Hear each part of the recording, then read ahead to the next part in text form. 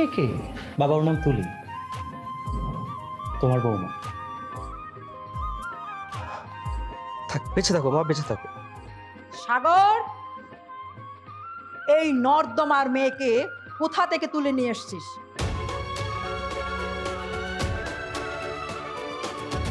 মা, আমি ওকে কোনো নর্দমা থেকে তুলে নিয়ে আসি। সাগর, তুই কি ভুলে গেছিস যে তুই জমিদার বাড়ির সন্তান? জমিদার বাড়ির বিয়েতে ধুমধাম করে আয়োজন করা হয়। এই এলাকার সবচেয়ে বড় বিয়ে বাড়ি হয় এই জমিদার বাড়ি। জমিদার বাড়ির বিয়েতে হাজার হাজার লোক খেতে আসে, আর তুই কিনা জমিদার বাড়ির সন্তান হয়ে একটা রাস্তার ফকিন্নির মেয়েকে বিয়ে করে নিয়ে আসছিস। এত বড় স্পর্ধা তোর হলো কি করে? এই, দাঁড়িয়ে আছে করে কিছু বলো। হ্যাঁ, তোর মা তো ঠিকই বলেছে, তুই এরকম একটা কাজ কেন করলি? কিন্তু এখনো নিজের পায়ে দাঁড়াসনি, আরেকজনের হাত কিভাবে ধরলি তুই? তুই এই মুহূর্তে এই মেয়েকে ডিভোর্স দিবি। সরি, এটা কোনোভাবেই সম্ভব। সাগর, তুই আমার মুখে মুখে কথা বলছিস, এইটা তোকে সম্ভব করতেই হবে। তুই যদি এই মেয়েকে ডিভোর্স না দিস, তাহলে এই জমিদার বাড়ি একটা কানা করেও তুই পাবি না।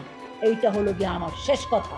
তাহলে আমিও তোমাকে আমার শেষ কথা জানিয়ে দিচ্ছি, আজকেই তোমাদের এই জমিদার বাড়ি ছেড়ে চলে যাচ্ছি।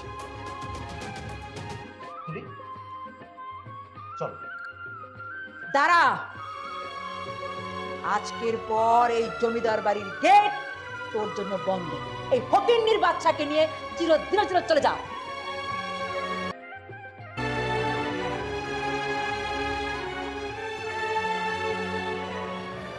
তোমার অনেক কষ্ট হয়ে যাবে না?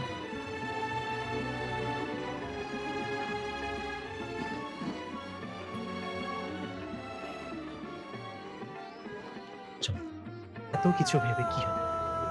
কিচ্ছু হবে, যা ভাবার পরে সবকিছু ভেবে দেখা যাবে। এখন থাকবেন কই, কি খাইবেন, আর সংসারই বা কেমনে চালাইবেন? সেই কথা তো আমিও ভাবছি, দেখি কিছু একটা করি। আপনি একটা কাজ করেন, আপনি বাড়ি ফিরে যান, আমি না হয় অন্য কোথাও চলে যাবো না। আমি কোনোদিন আপনার কাছে অধিকার খাটাইতে আসুন না। তুমি আমাকে ছেড়ে চলে যাবে? আমাকে ছেড়ে চলে যাবে তুমি? তুমি আমাকে ছেড়ে চলে যাবে? হে কি, আপনি কান্না করতেছেন কেন? আমি তো মজা করছি। স্যার, আমি কেমনে থাকবো? আমি আপনাকে কোনোদিন ছেড়ে যাবো না। যাবে না তো? তোমার ছেলেকে শিক্ষা দেওয়ার কারণ হলো ও জমিদার বাড়ির মান সম্মান সব ধুলার সাথে মিশিয়ে দিয়েছে। আফসোস, নিজের একমাত্র ছেলে একটা ভুল করছে, তাকে তুমি ক্ষমাও করতে পারছো না, আর তোমার অহংকার থেকে বেরও হতে পারছো না। যদি ছেলের জন্য এতই মায়া লাগে না, তাহলে যাও বাড়ি থেকে বের হয়ে গিয়ে ছেলের সঙ্গে গিয়ে থাকো। আমি একটা কথা পরিষ্কার করে বলে দিচ্ছি, যে আমার কথার উপরে কথা বলবে তাকে এই বাড়ি ছেড়ে চলে যেতে হবে। সরি। যেভাবেই হোক ওই মেয়ের সাথে সাগরের ডিভোর্স করাইতেই হবে। ভুলে যাও না, এটা আমার বাবার বাড়ি। এইখানে গলা উঁচু করে কথা বলবো একমাত্র আমি। হ্যাঁ, আমি তো ভুলেই গেছিলাম যে আমি এই বাড়ির ঘর জামাই। ওর ঘর জামাই তো মান সম্মান থাকতে নেই, আর কোনো স্বাধীনতাও নেই। ঠিক আছে, সরি সরি। মাই গড, কত বড় সাহস আমার মুখের সামনে দাঁড়িয়ে চিল্লিয়ে কথা বলেছে। দাঁড়াও, আগে সাগরের সমস্যার সমাধান করি। তুমি একটা ভাব নিতেছো, মনে হইতেছে নতুন দেখতেছো। নতুনই দেখতেছি। আমার বউটা মাশাআল্লাহ অনেক সুন্দর, একেবারে সান্দেল্লা। আমার কি মনে হইতেছে জানো, আমার বউয়ের সৌন্দর্যের আলোতে পুরো আসমানটা আজকে আলোকিত হয়ে আছে। হইছে, এত পাম দিতে হইব না। তোমার মতলবটা কি আমি বুঝতে পারছি। বাবারে বাবা, তুমি তো দেখতেছি ভালোই বুঝো। তো বুঝবো না? পুরুষ মানুষের মাথা নষ্ট হইলে তার বউরা তার সারা দুনিয়ার লগে তুলনা করে। আর তুমি যেমন আমার পাম দিতেছো এটা ভালো করে বুঝতেছি। আর মাইয়া মানুষ তো একটু পাম দিলেই গইলা যায়। আমি তোমারে পাম দিতেছি না?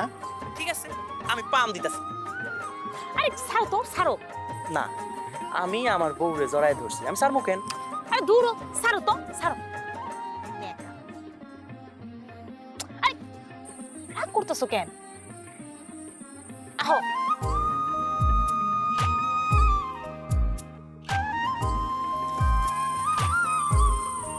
আচ্ছা, আমি যদি কখনো না থাই তখন তুমি কি করবা?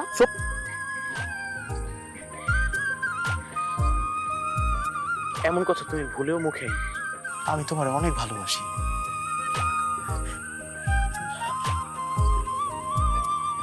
আল্লাহ যেন কোনোদিন এরকম দিন না আনে। আল্লাহ যেন আমার আগে তোমার মরণ।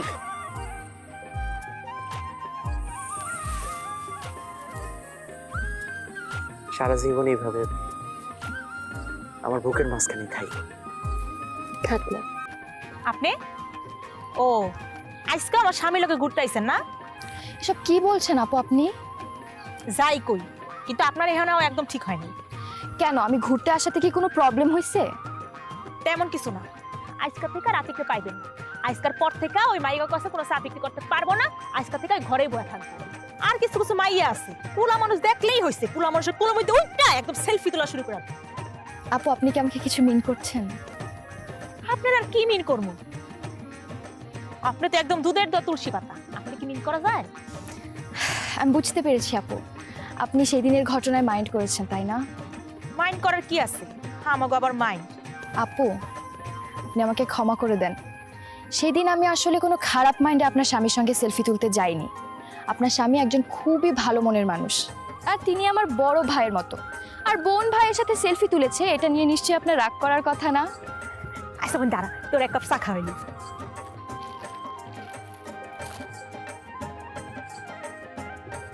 লবণ খা খা। আপনি আমাকে বোন বললেন? আজকে থেকে তুই আমার ছোট বোন, খা। চাটা কিন্তু খুব ভালো হয়েছে। আচ্ছা ভাইয়া কেমন আছে আপু?